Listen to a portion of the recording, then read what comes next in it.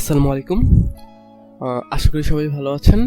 আজকে আমি আপনাদের দেখাবো কিভাবে আপনি আপনাদের কম্পিউটারে ওয়ার্ডপ্রেস ইনস্টল করতে পারবেন। তো এটি কোনো হোস্টিং বা ডোমেইনের উপর বেস করে ইনস্টল করা হবে না, তো এটি শুধু আপনার কম্পিউটারে থাকবে। এটি প্র্যাকটিসের কারণে আপনি ব্যবহার করতে পারেন। ইউটিউবে আপনি উইন্ডোজ মেশিনে কিভাবে ওয়ার্ডপ্রেস ইনস্টল করতে হয় তার অনেক ভিডিও পেয়ে যাবেন। আমি এটি শুধুমাত্র লিনাক্স সিস্টেমে কিভাবে ইনস্টল করতে হয় সেই টিউটোরিয়াল দিচ্ছি। প্রথমেই আমরা গুগলে চলে যাই। গুগলে গিয়ে টাইপ করি বিটনামি ওয়ার্ডপ্রেস, তাহলে আমরা প্রথম যেই লিঙ্কটি পেয়ে যাব আমরা সেটিতেই চলে যাচ্ছি। আচ্ছা, এইখান থেকে আমরা on my computer Windows Mac Linux আমরা এখানে ক্লিক করব। তারপর নিচে চলে যাব, নিচে download for Linux 64 bit click করার পর আমাদের যে কোনো এই 4টি অ্যাকাউন্ট থেকে একটিতে লগ ইন করতে হবে। আপনি ক্লিক করার সাথে সাথেই লগ ইন হয়ে যাবে যদি আপনার অ্যাকাউন্টটি আপনার ব্রাউজারে লগ ইন থাকে। তো আপনারা এখান থেকে ডাউনলোড করে নেবেন। আমি আর ডাউনলোড করব না, যেহেতু আমার ডাউনলোড করা আছে। তো এটি আমার ডাউনলোড করা ফাইল। এটি বিটনামি ওয়ার্ডপ্রেস ভার্সন, তারপর লিনাক্স 64 ইনস্টলার ডট রানটা হচ্ছে এটার এক্সিকিউশন ফরম্যাট। তো আমরা যে ফাইল ফরম্যাটটি পেয়ে থাকি, উইন্ডোজের জন্য EXE পেয়ে থাকি, অ্যান্ড্রয়েডের জন্য APK পেয়ে থাকি, এরকম লিনাক্সে এটা রান ফরম্যাটে থাকবে।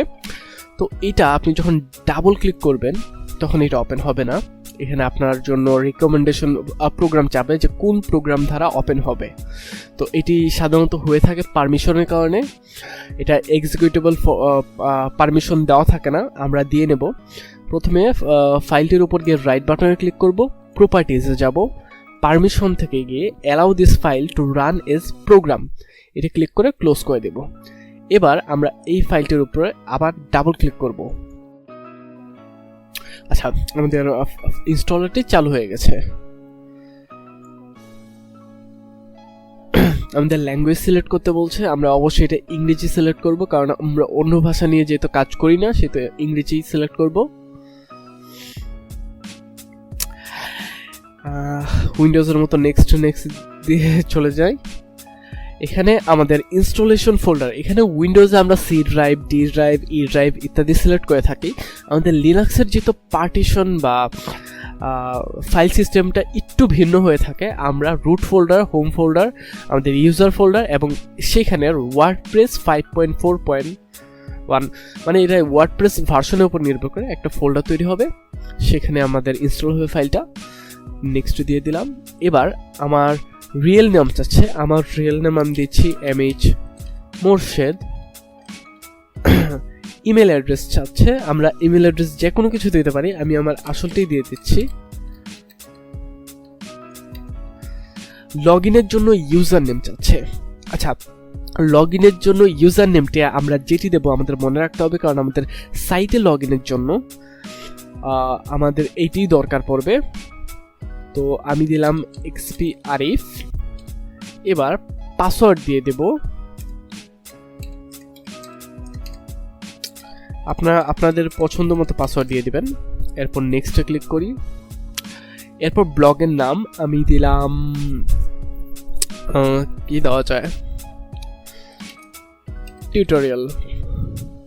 নেক্সট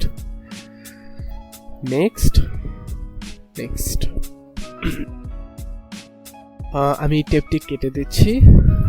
নেক্সট আমাদের কিছুক্ষণ ওয়েট করতে হবে ইনস্টলেশন প্রসেসটি কমপ্লিট হওয়ার জন্য। আমরা কিছুক্ষণ ওয়েট করি।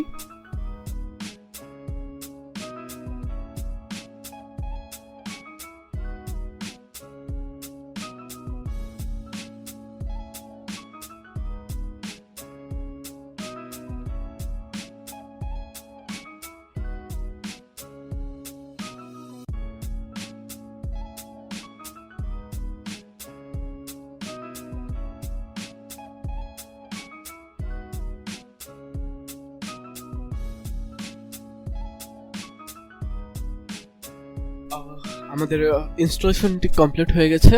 তো আমরা ফিনিশে ক্লিক করছি।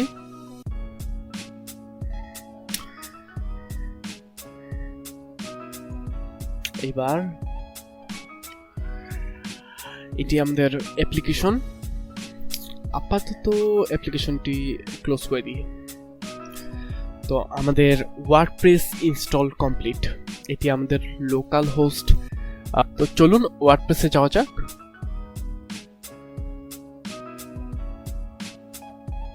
এই যে আমাদের ওয়ার্ডপ্রেস সাইট।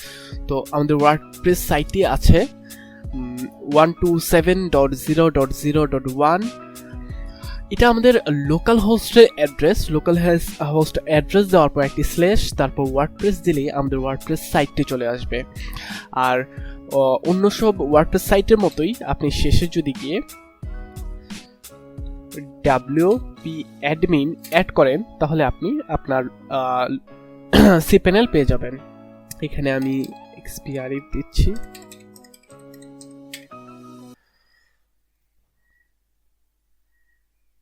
চলে এলাম আমাদের ড্যাশবোর্ডে। তো এই ছিল আমাদের ইনস্টলেশনের ভিডিও। আর এরকম ভিডিও পরবর্তীতে পাওয়ার জন্য আমাদের চ্যানেলের পাশেই থাকুন। ধন্যবাদ।